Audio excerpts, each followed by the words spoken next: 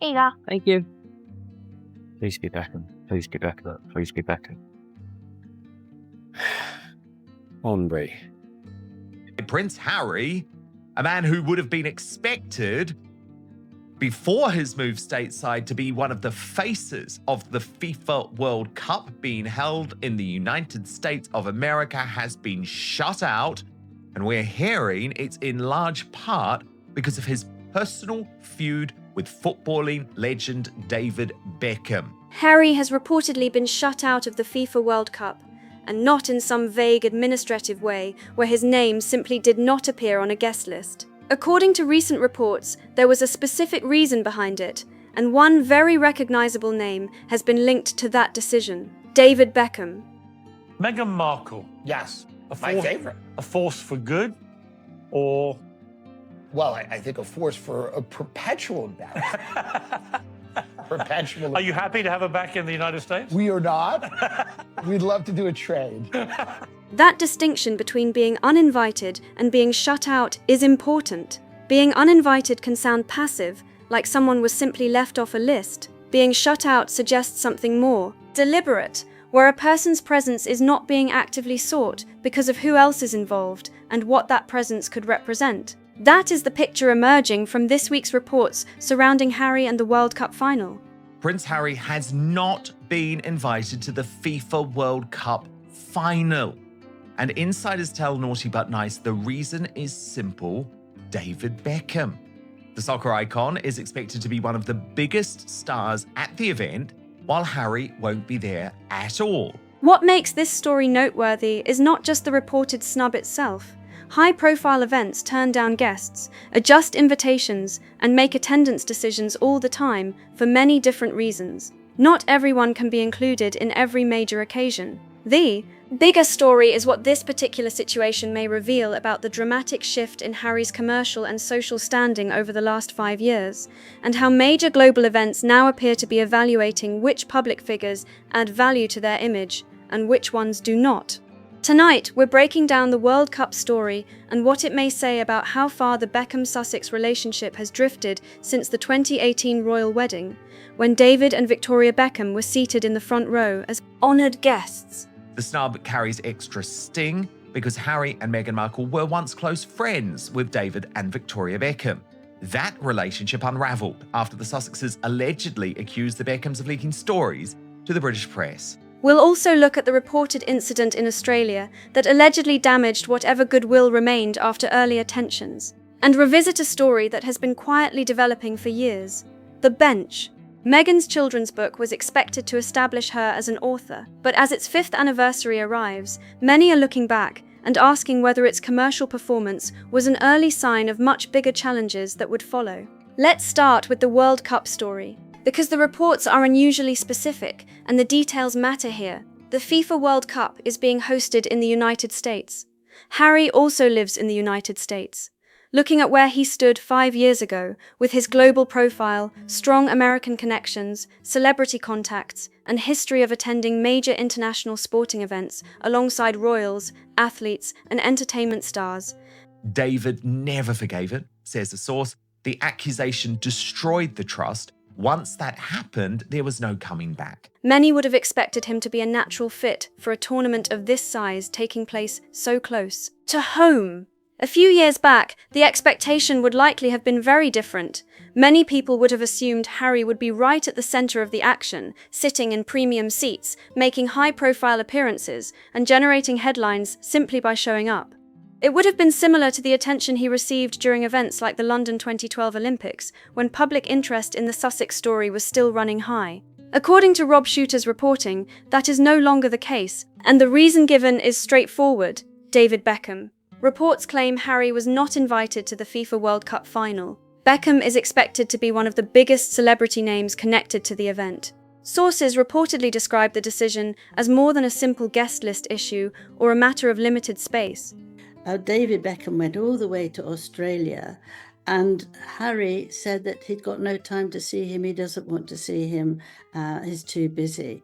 So there was Harry sort of getting ready to be with a football match, a very important one, and he was left very rudely for David Beckham. And I think, he is the king of football and all the rest of it. Instead, it is being framed as a reflection of who organizers believe strengthens the event's image and what different public figures bring to the occasion. As one source reportedly put it, football picked its prince years ago, and that prince is David Beckham.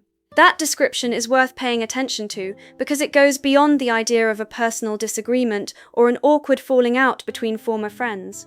It points to a broader status judgment being made on one of the world's biggest stages. The question is no longer just about relationships, it is about reputation, influence, and which public figures are seen as enhancing a major global event versus creating distractions around it. Once these kinds of perceptions become attached to major international events, they often last for a long time.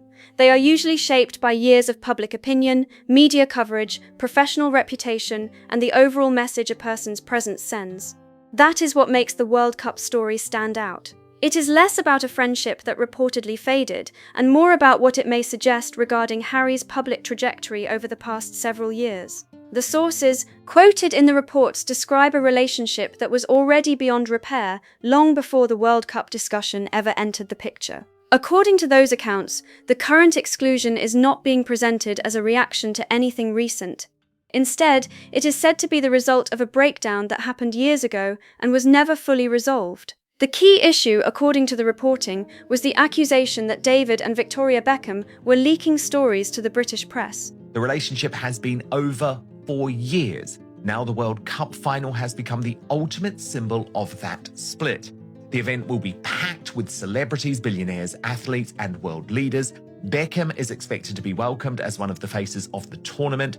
The claim reportedly came from the Sussex camp and involved people who had once been viewed as close friends. Sources say that moment caused serious damage. Trust was reportedly shattered, and David Beckham never moved past the accusation. Once that line was crossed, the relationship was said to be effectively over, with little chance of rebuilding what had been lost. The Beckham dispute is especially interesting because it fits into a wider pattern that critics and observers have pointed to over the years. It raises questions about how negative media coverage has often been interpreted and explained within the Sussex story. One criticism that has surfaced repeatedly is the tendency to identify a specific person, group, or institution as the source of unfavorable stories, rather than viewing the coverage as something that may be coming from many different places at once. Public narratives, especially around high-profile figures, are often shaped by numerous factors operating at the same time. At the point when the Beckham accusation reportedly surfaced, Harry and Meghan were among the most talked about public figures in the world. Their story was attracting enormous media attention from every direction. Coverage was being generated across multiple platforms, organizations, and social circles, creating a constant stream of headlines and speculation. Reports, commentary, and background information were allegedly coming from several sources at once. Some stories were linked to individuals connected to royal circles, others to people who had known Harry and Meghan throughout different stages of their lives, and still others were attributed to sources described as close to the couple themselves. Harry, meanwhile, is on the outside looking in. If football has to choose between Beckham and Harry, it's not even a debate, says a source. Beckham is football royalty, Harry is yesterday's news. For a prince who once topped every VIP guest list, that's a remarkable fall. Beyond that, there was also the wider media machine that naturally surrounds any major public figure involved in a high-profile controversy, creating even more attention and scrutiny. The idea that such a huge volume of media coverage was being coordinated by one specific celebrity couple does not hold up well under close examination. At the time, David and Victoria Beckham were not known as key players in any media campaign involving Harry and Meghan. They were simply people who had attended the royal wedding, maintained a social connection with the couple, and moved within many of the same celebrity, business, and cultural circles in Britain. According to the reporting, the accusation placed the Beckhams at the center of a situation they allegedly had no reason to be involved in. Sources describing the fallout say David Beckham viewed the claim as deeply unfair. The reaction reportedly came from someone who felt he was being blamed for something he firmly believed he had not done, creating a level of frustration that proved difficult to move past. One detail that continues to stand out is the reported trip to Australia. According to the accounts being discussed this week, David made a significant journey to attend an event and hoped to meet with Harry in person. The friendship was already under strain because of the accusations, but sources suggest he still wanted a direct conversation and an opportunity to address the immediate situation face to face. What happened next reportedly became a major turning point. Harry was said to be heavily occupied with commitments surrounding a major football event, one of the most prominent sporting occasions taking place in the region at the time. Despite Beckham making the trip, a meeting reportedly never happened. The visit ended without the two men having the conversation that many believed was needed. Sources now point to that Australia incident as the moment that transformed an already damaged relationship into a complete break. The accusation itself may have created serious tension, but some believe there was still a path toward resolving it if both sides had been willing and able to work through the disagreement directly. The missed meeting changed that perception dramatically. From the perspective described in these reports, the combination of events carried a powerful message. First came an accusation that could be interpreted as saying, "You betrayed me." Then came the unsuccessful attempt to meet and clear the air. To some observers, that sequence suggested the friendship was no longer being treated as a priority. Whether that interpretation is entirely fair or not, sources claim it was the conclusion David Beckham ultimately reached, and it became the final piece in a breakdown that had already been building behind the scenes for quite some time. Since then, the Beckhams have appeared to build a much closer and more visible connection with Prince William's circle, and that shift has played out in public view. David Beckham has repeatedly supported William's charitable efforts and sporting projects, creating a relationship that has generated steady positive attention over the years. Victoria Beckham's fashion brand has also benefited from high-profile exposure. Catherine, Princess of Wales, has been seen wearing Victoria's designs on numerous public occasions, including major events that attract global media coverage. For a luxury fashion label, that kind of visibility carries significant value and prestige. The connection is not happening behind closed doors. It is visible to anyone following both families and watching how those relationships have evolved over time. What makes the contrast stand out is that the movement appears to have gone in opposite directions. While the Beckhams have become increasingly associated with the Waleses, reports suggest their relationship with Harry and Meghan faded long ago. That shift has unfolded gradually, but it has been noticeable to observers who have followed these stories over the last several years. Now, according to recent reporting, the World Cup situation may represent the clearest public example yet of where that realignment has landed. Beckham is expected to be one of the major faces connected to the world's biggest football tournament, while Harry is reportedly absent from the event. For many commentators, that contrast speaks volumes about how public influence and relationships can change over time. Now let's turn to the bench, because this week marks the 5-year anniversary of Meghan's children's book, and the retrospective coverage surrounding that milestone deserves a closer look than it often receives. The bench was released on June 8, 2021. On paper, the timing looked extremely favorable for a major book launch. COVID restrictions were beginning to ease, many consumers had extra disposable income after long periods of reduced spending, and book sales were benefiting from reading habits that had strengthened during the pandemic years. At the same time, Meghan was experiencing an enormous wave of international attention following the Oprah Winfrey interview, which aired in March 2021. The interview sparked intense debate and became one of the most talked about royal stories in years. During that period, Meghan and Harry were dominating headlines across both British and American media, giving the book a level of publicity that most authors could only dream of receiving. The book was published with the backing of Penguin Random House, one of the most influential publishing companies in the world. It was also part of a reported $40 million agreement covering 4 books connected to Harry and Meghan. Given that level of support, expectations were extremely high from the start, yet the numbers quickly became a major talking point. The bench reportedly sold 3,212 copies in its first week in the United Kingdom, and did not make the UK official top 50 chart. Considering the timing, many analysts viewed that result as surprising. Meghan was coming off the massive post-Oprah media wave, public interest in the Sussexes was at an intense level, and news outlets around the world were closely following nearly everything they did. add in the marketing resources of a major publisher, and many expected a much stronger commercial debut. On paper, the book seemed almost impossible to ignore during that period. Media attention was everywhere, celebrity coverage was constant, and curiosity about Meghan's first major publishing project was significant. Yet the reported sales figures suggested that widespread awareness did not automatically translate into widespread purchases. Many people knew the book existed, but awareness and consumer demand are not always the same thing. The Bench was described as an exploration of the bond between a father and son through a mother's perspective.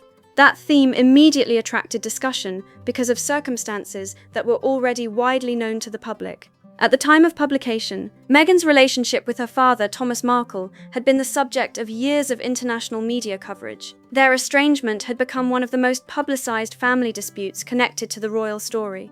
Thomas Markle had not attended the wedding, and much of the communication between father and daughter appeared to be taking place through public statements and television interviews rather than private reconciliation. Because of that background, some commentators argued that readers would naturally notice the contrast. A book centered on the emotional connection between parents and children was arriving, while one of the author's own family relationships remained a frequent topic of public discussion.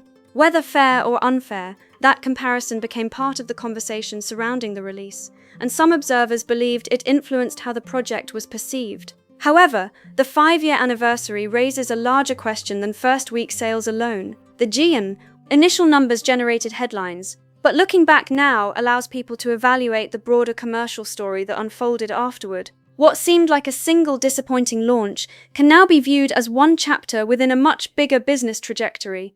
The reported Penguin Random House agreement covered 4 books in total. The Bench accounted for one of those titles.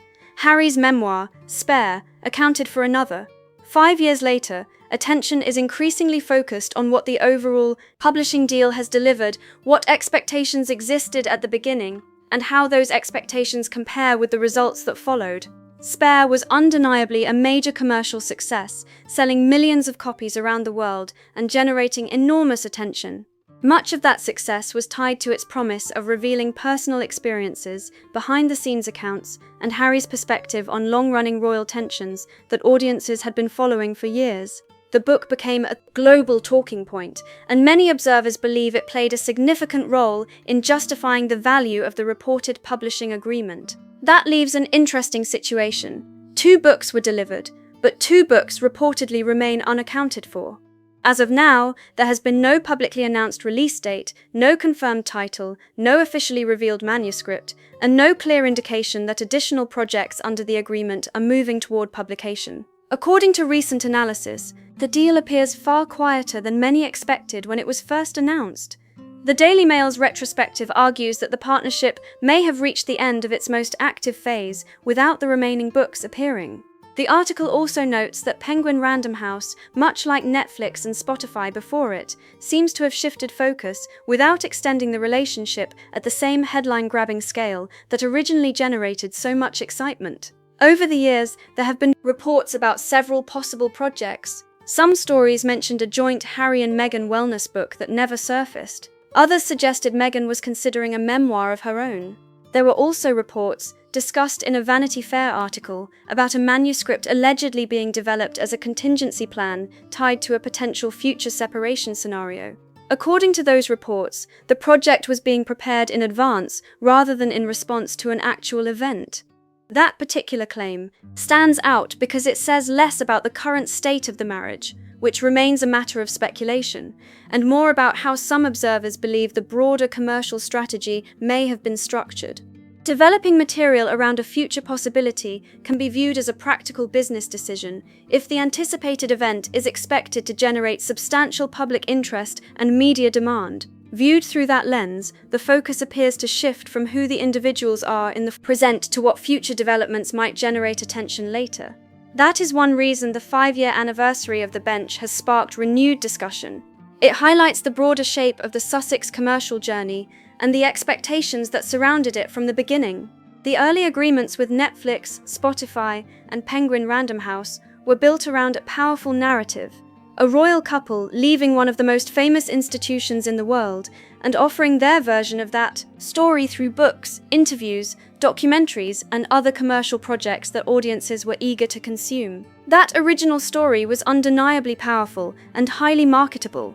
A royal couple stepping away from one of the most famous institutions in the world was a major global event, and companies were willing to invest enormous sums because audience interest was intense. At the time, the decision made sense from a business perspective. The story was fresh, dramatic, and attracting worldwide attention on a scale few public figures could match. But every major story has a life cycle, and the strongest public curiosity is usually concentrated at the beginning.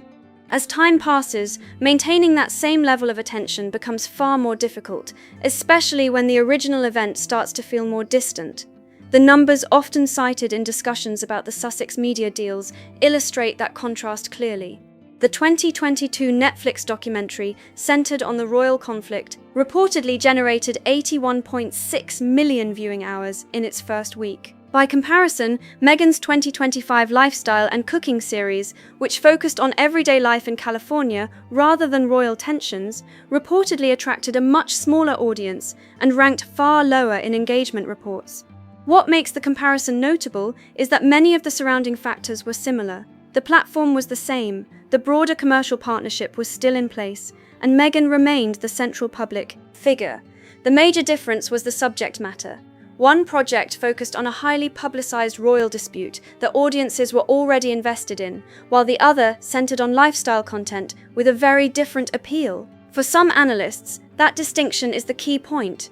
Public interest may have been driven primarily by the royal departure story itself, rather than by every project released afterward. If that is true, then the challenge becomes maintaining audience engagement once the original controversy begins to fade into the background. Looking back, the bench is often cited as an early example of this issue. Critics argued that many readers were most interested in Meghan's connection to the royal story and the extraordinary circumstances surrounding it.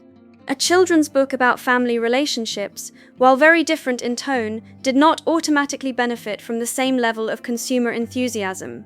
This raises a broader question about celebrity-driven business ventures. When public attention is focused on a particular event or narrative, that attention does not always transfer to unrelated projects. Interest can remain tied to the original story rather than following every new venture that comes afterward.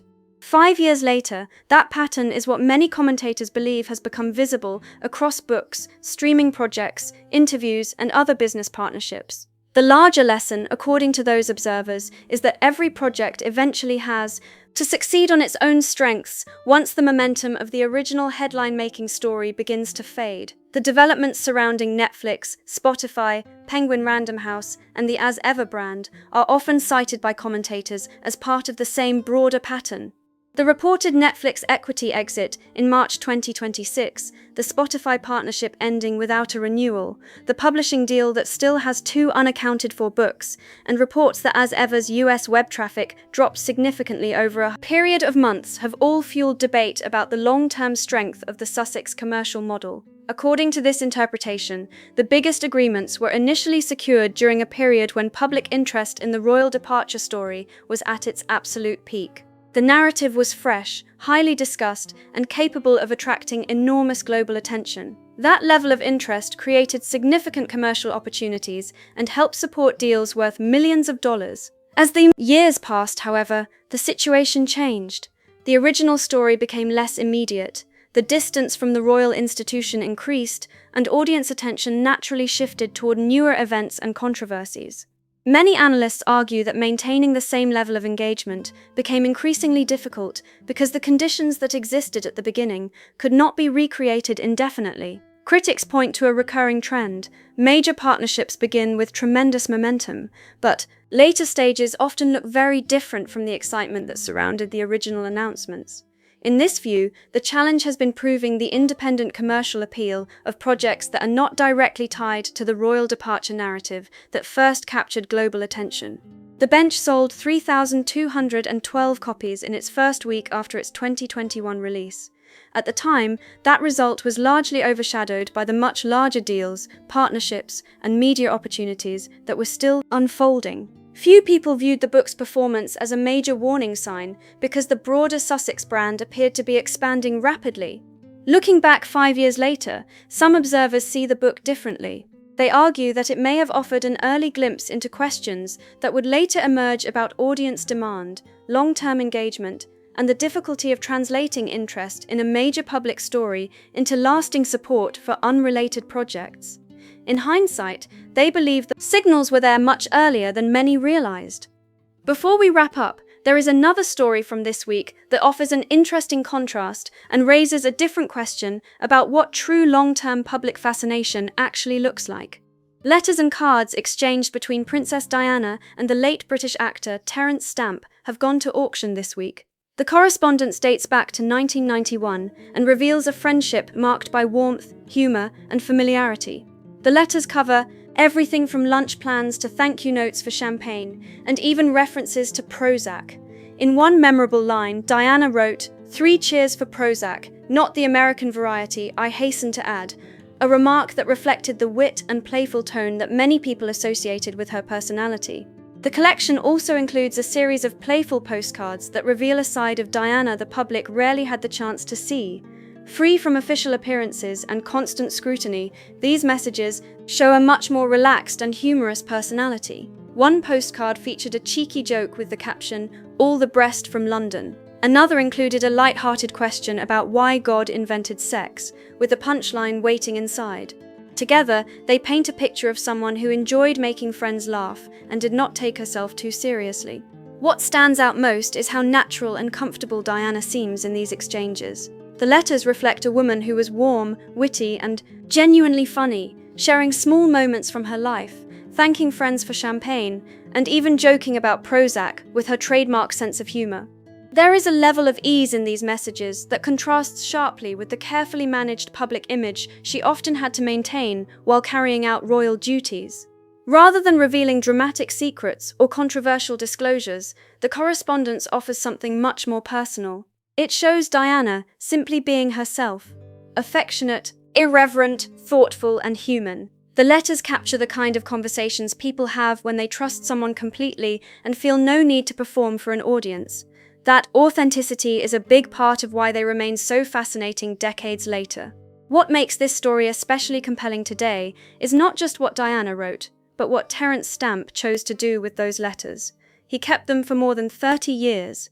He held on to them through Diana's passing, through waves of public fascination, countless documentaries, best-selling biographies, and a massive market for memorabilia connected to her legacy.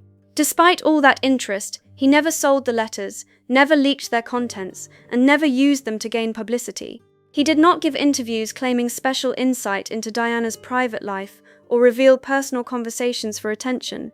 Instead, he quietly preserved what she had entrusted to him. Only after his death did his estate decide to release the correspondence for auction, making the collection public for the first time in a completely different era. The decision to sell the letters came from Terence Stamp's estate after his death, not from Stamp himself during his lifetime. That distinction is important. Throughout her life, Diana placed her trust in many different people, and the strength of those relationships often depended on how that trust was handled. Those who earned Diana's confidence tended to be the people who respected the private moments she shared with them. They understood that having a close connection to someone famous did not automatically create a right to profit from that relationship. For them, friendship carried responsibilities as well as privileges. Many observers believe that this understanding was one reason certain friendships lasted. The people Diana returned to again and again were often those who demonstrated loyalty, discretion, and respect for her privacy. According to this view, Terence Stamp was one of those people. For more than 3 decades, he kept the correspondence private, despite the enormous public fascination surrounding Diana's life and legacy. Over the years, there were countless opportunities when the letters could have become headlines, exclusive interviews, or lucrative publishing projects. Yet the correspondence remained out of public view.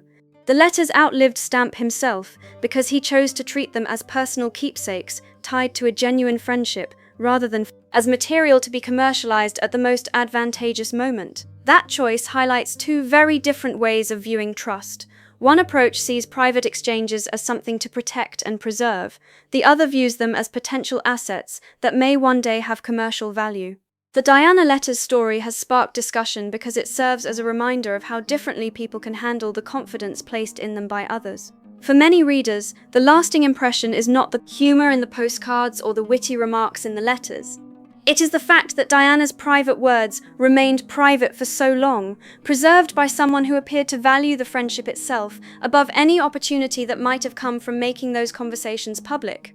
What does the Beckham story tell you about the way the Sussex operation reportedly handled friendships when those relationships became difficult or inconvenient?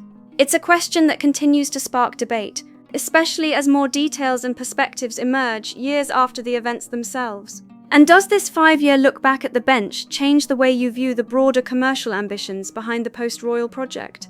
Were the setbacks mainly the result of execution and strategy mistakes that stronger management could have prevented? Were they flaws in the overall concept and business model from the very beginning? Or do they point to something even bigger, a gap between what audiences were most interested in and what was ultimately being offered once the royal departure story naturally lost its urgency? Drop your take in the comments below. And if you enjoyed this breakdown, make sure to like the video, subscribe to the channel, and turn on notifications so you never miss our next deep dive into the stories everyone is talking about.